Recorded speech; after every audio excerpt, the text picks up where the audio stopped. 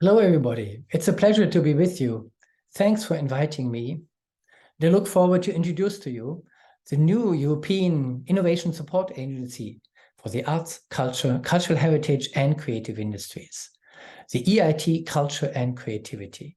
So what is it about if we talk of arts and creative industries? Just imagine how you came to this event here today.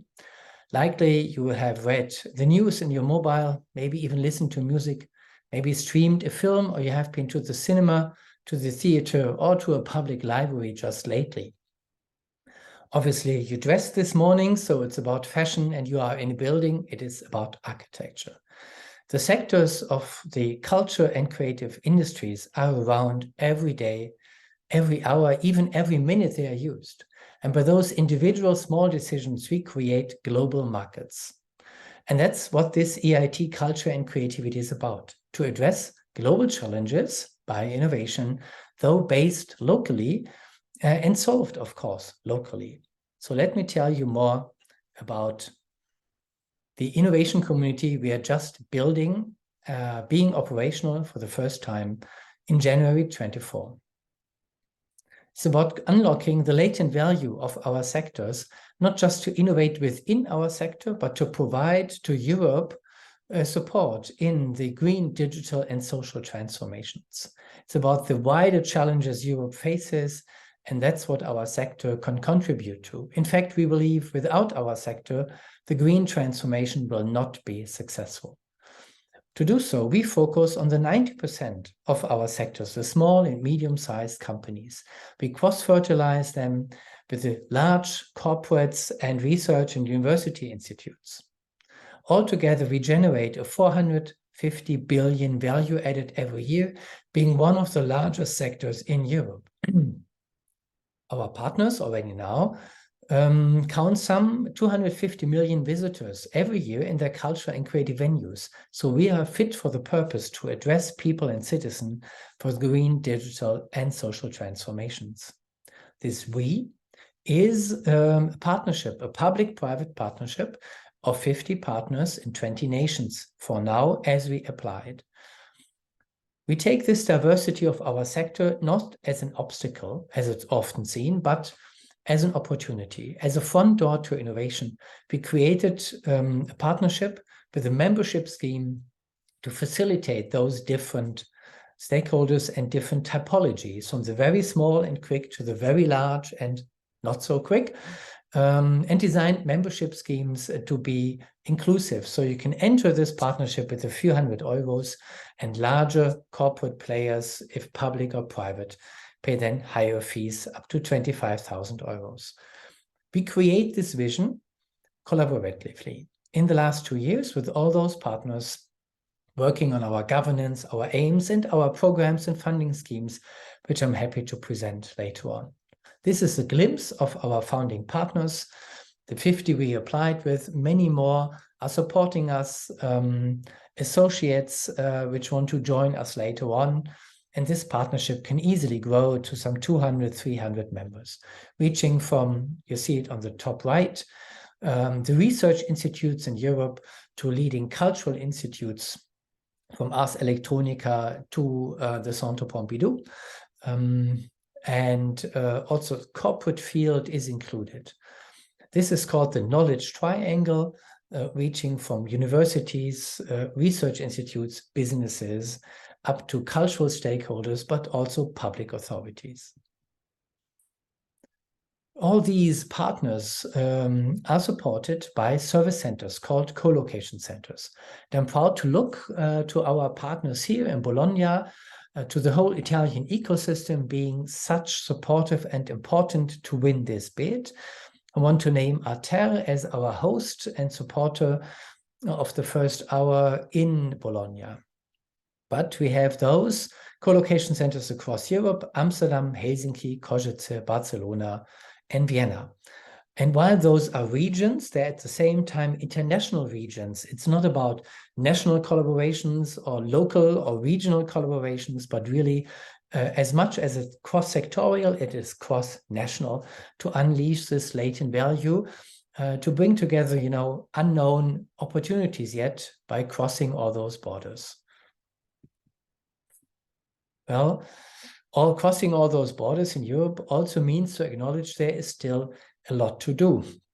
The European innovation ecosystem has gaps, has disparities, and can be improved. And for this reason, this innovation community is heavily focusing on the risk regions and EU13 to help them innovate their own ecosystem better and participate even more at this European innovation ecosystem.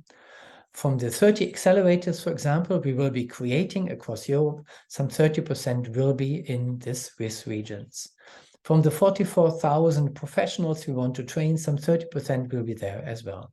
Just take this as an example of an extensive list of KPIs we had to deliver in this application. All these dimensions, 50 partners across diverse sectors in different speeds and sizes, co-location centers, the risk focus, all this needs an engagement, and it needs a forum and management to support this engagement. For this reason, we will create digital participation opportunities and a platform for this, but also face-to-face and online events. In fact, this engagement forum is not just our forum to service you, but also your opportunity to co-create and co-develop our agenda, to see this and to make this your innovation community. We create on purpose a very extensive format, this engagement forum, to listen to you, to stay close to your needs.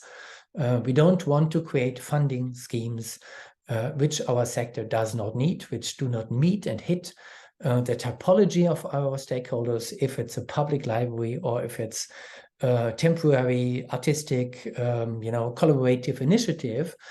Both of those worlds need to be addressed, and our innovators to support the green transformation. Well, you already see that these innovation communities have a lot of opportunities and a lot of aims and targets are possible. So the trick and the really important job we have to do is to focus to be successful. And here one of this focus is the sustainable development. Also supported by our partners in Italy, that we have been at the COP23 is also due to our Italian partners, CNR, the Italian ministries. And I'm just pointing this out because for our sustainable development aims, this was the really, really early bird we made possible just a few weeks ago. On a wider scope, we see some 500 SDG innovations we want to fund, and we will put in the average, at the end of some 10 years, some 60% of our investment in SDG innovations. This is building up slowly, year by year. Now, what is building up quickly now are our programs and flagships. They are starting in a few months, and I'm happy to take you into this. How do we really support innovation in detail, and what innovation do we mean? Innovation traditionally is defined by the OECD and the national economic ministries, looking and focusing on technology and business model innovation, which is good and right to do, but for our sector, just part of the story. Artistic innovation, social innovation, citizen-driven innovation, incentivized by cultural collaboration, just thinking of the Culture 3.0 concept of Professor Sacco, and the policy-driven innovation. So we take all those dimensions of innovations together and make a holistic concept to reach this digital, green, and social transformations. We also have to acknowledge the USP our sectors bring to the innovation community, the USP of imagination far ahead beyond, what is up to date, and look to the future. This artistic imagination is a forceful power we leverage also and offer as a service to other KICs and other sectors. So innovation here is not just innovation within, but again, innovation across sectors. We designed for this strategic objectives and 10 action programs. Those 10 action programs address learners and professors, universities in the field of education. We are designed and we will co-fund the creation of new masters, the creation of PhDs, And we also support PhD students and master students to create their own companies with a venture factory, as well as supporting existing companies to scale and to connect to new markets. This would be then the market connector. Another big dimension of the power of culture and creativity is social cohesion, is the redevelopment of urban derelict areas, but also the incentivization of rural development. So here the community catalyzer is the action program to go to. You see, those action programs are designed for the very diverse impacts our sectors has and the very diverse roles and roadmaps and maturity an individual company or a city is in. So in effect, those action programs are a big tool set, a menu for you as a stakeholder to pick to. If you are a city, you can decide, well, I need a co-funding to create a new city policy. Then you might apply at the policy optimizer to get a great framework, an innovative framework, how to support culture, creative industries in your city. But if you are, as a region, interested in providing new skills for your stakeholders, you might as well apply at the skills fitter. So we will guide you into this. This will be operational somewhere in March. This is a sneak preview for you to see what is coming up and to have a heads up early bird warning. What are your opportunities? Well, while startup support of masters is, of course, a great thing to do, we have to acknowledge it has been done before. This is not new in itself. Why should a new master or the support of new startups by an innovation community really lead to a systemic and sustainable change? And this dimension of change is only possible if we create also novel structures which multiply those innovations. And for this reason, we will look into multiplying and supporting the digital take-up of innovation IP by an innovation marketplace. We will look into creating an investment club to really support more take-up by private capital. Last but not least, policy frameworks needs to be optimized in many cities and nations. And our precondition that capital can be invested and that IP can be transferred. So a policy optimizer is another structure.